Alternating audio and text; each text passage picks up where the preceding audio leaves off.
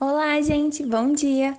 Nosso trabalho se trata das tentativas de reintrodução de espécies pré-históricas extintas, suas aplicações e suas controvérsias. O grupo é composto pela Alexia Alves, pela Ana Clara, a Camila Braga, a Fernanda, a Letícia Cristine, a Patrícia Quintão, eu, Raquel, a Raíssa Soares e o Tiago Assis. Você já imaginou como seria visitar um parque de dinossauros? Ver velociraptors correndo em um campo aberto, assistir triceratops batendo suas cabeças em uma luta, um braquiossauro se alimentando das folhas de árvores altíssimas. Ou quem sabe, ao invés de ir observar um elefante no zoológico, ver um mamute com seu filhotinho, ou até mesmo um tigre dentes de sabre. Essas ideias são tentadoras, não é? Seria incrível poder adentrar de alguma forma em um mundo tão antigo. E por trás de todo esse sonho, existem cientistas que realmente acreditam que essa realidade seja possível e que passam toda a sua vida tentando alcançá-la. Essa tentativa de recuperar espécies pré-históricas é chamada de de-extinção ou ressurreição biológica. Uma das técnicas idealizadas é chamada de transferência nuclear. A ideia é basicamente buscar um DNA conservado nos fósseis encontrados e, após diversos procedimentos, implantarmos esse DNA no óvulo de uma fêmea de alguma espécie filogeneticamente próxima àquela que estamos tentando distinguir. No entanto, existem diversas complicações com essa técnica. A primeira é que é extremamente incomum que se encontre um DNA tão conservado, com a sequência completa do DNA nos fósseis, já que quando o indivíduo morre e o seu corpo fica exposto, o material genético acaba se degradando. Contudo, ainda é possível que se encontre o DNA preservado em algumas áreas que não são propícias a essa decomposição, como por exemplo em espécies que são mortas em áreas congeladas e que terão suas carcaças congeladas e preservadas. Além disso, quando um DNA viável é finalmente encontrado, é muito pouco provável que a implantação no óvulo apresente sucesso, já que processos evolutivos podem ocasionar diferenciações e adaptações ao longo desses milhões de anos. Isso pode gerar barreiras reprodutivas com lacunas entre a espécie extinta e o grupo irmão mais próximo nos dias de hoje, tornando extremamente difícil um zigoto e um embrião compatíveis. Ainda que consigamos superar a barreira gamética, a gestação e o nascimento da prole, ainda precisaremos encarar o fato de que o novo animalzinho será o único de sua espécie. Ou seja, não terá nenhum indivíduo adulto capaz de ensiná-lo como é ser um indivíduo daquela espécie. Portanto, ainda que ele exista, é improvável que o seu comportamento seja compatível com o daquela população que viveu há tantos anos atrás, e de qualquer forma, nunca saberemos exatamente como era. Jack Horner é o idealizador de uma outra técnica, chamada de engenharia genética reversa. O paleontólogo pretende se aproveitar do fato já comprovado de que aves descendem dos dinossauros. Desta forma, elas possuem genes bem próximos aos deles, mas que se encontram inativos por causa dos longos anos de separação entre os táxons. Usando engenharia genética, ele pretende ativar e desativar genes, fazendo com que uma galinha comum se torne cada vez mais parecida fenotipicamente a um dinossauro, criando o que ele mesmo denomina como dinochicken, ou galinhossauro. É importante lembrar que todas as considerações da outra técnica também são relevantes aqui. Mas vamos imaginar que todos estes problemas foram superados. Temos um pequeno T-Rex, ou um lindo filhotinho de mamute. Eles cresceram, se desenvolveram de forma super saudável.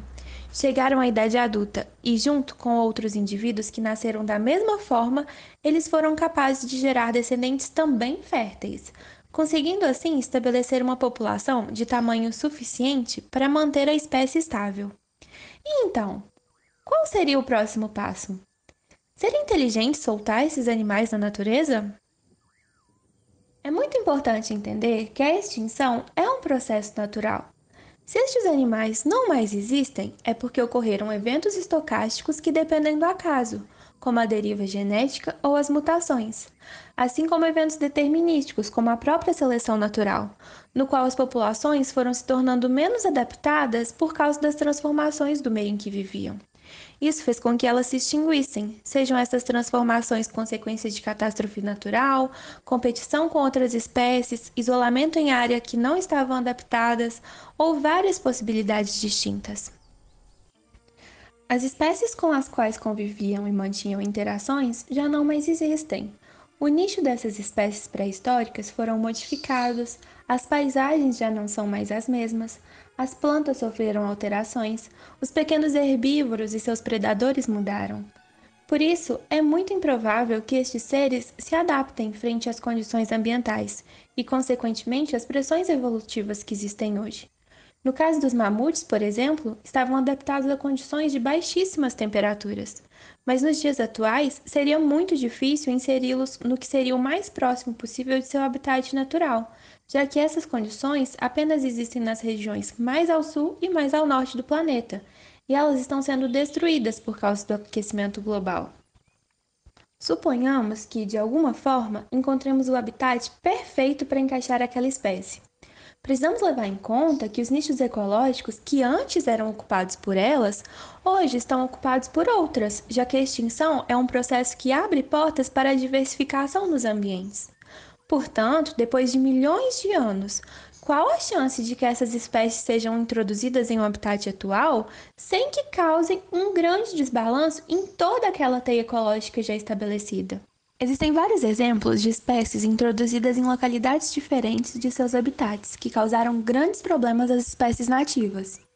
O caramujo gigante africano, a Catina fulica, foi trazido para o Brasil em uma tentativa de substituir o escargot. Como não foi aceito pela população, foi solto na natureza e se reproduziu livremente, já que não tinha nenhum predador local. Se tornou assim uma praga e acabou com os recursos das espécies que já estavam adaptadas ao meio. Um outro caso conhecido é o da serpente australiana Boiga irregularis, conhecida como cobra arbórea marrom. Ela foi solta acidentalmente em uma ilha do Pacífico e diminuiu drasticamente populações de aves, além de levar outras espécies de serpentes até a extinção. Um outro problema decorrente da introdução de animais exóticos é com relação ao cruzamento entre as espécies introduzidas e as nativas, podendo gerar a formação de híbridos inférteis, que reduz a variabilidade genética.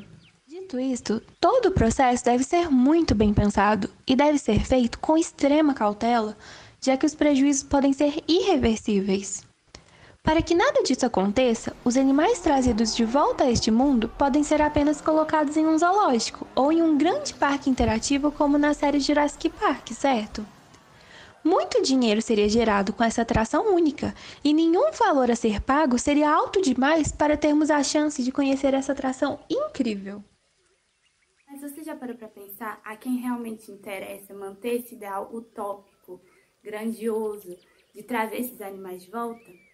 É claro que trazer eles seria de grande utilidade para os cientistas, que poderiam estudar melhor a anatomia desses animais, entender mais ou menos como se deu a evolução da vida ao longo dos bilhões de anos do planeta Terra. Mas, tirando isso, a única explicação aceitável é um capitalismo selvagem que se importa mais com os lucros do que as preocupações ambientais. A gente vê sempre sendo lançado filmes e mais filmes, séries, com as temáticas de viagem no tempo, viagem no espaço, temas de física quântica, e a gente vê quanto que isso é lucrativo, não é mesmo? Se com filmes e séries já gera tanto dinheiro, imagina quanto isso realmente vira realidade. Todo esse procedimento citado ao longo do vídeo, ele requer gastos descomunais. Por que não pegar esse dinheiro e investir para remediar os males que estão acontecendo nos dias de hoje, não é mesmo? A Amazônia e Pantanal estão, nesse exato momento, pegando fogo. Os animais estão sendo literalmente queimados vivos. Populações mais carentes sofrem os efeitos da falta de água que está sendo gasta em grandes empreendimentos, cujos proprietários não sentem o mínimo impacto. Povos nativos estão sendo expulsos de suas terras para alocar gado, para atender à demanda mundial de uma população que não para de crescer. Um vírus gira o mundo e mata milhões por causa da falta de responsabilidade com que o ser humano lida com a natureza. E o que é feito pelas pessoas que realmente têm o poder de fazer isso? O que o poder público está fazendo nesse exato momento? O que as pessoas que têm condição financeira de remediar todos esses problemas estão fazendo sobre isso? Nada. Vamos deixar de lado por um momento toda essa ficção de criarmos um ambiente perfeito para os nossos dinossauros preferidos, para que eles vaguem por aí. O que nós podemos fazer pelas espécies ameaçadas nos dias de hoje? Depois de longas e inúmeras tentativas, cientistas espanhóis conseguiram trazer de volta a este mundo um bucardo, a capra pirenaica, uma espécie extinta no final do século XX. Quando tínhamos o último exemplar da espécie, algumas amostras de seu tecido foram retiradas e replicadas. Seu DNA foi colocado em óvulos de várias cabras de outra espécie e apenas um único filhotinho, clone da última cabra extinta, conseguiu nascer.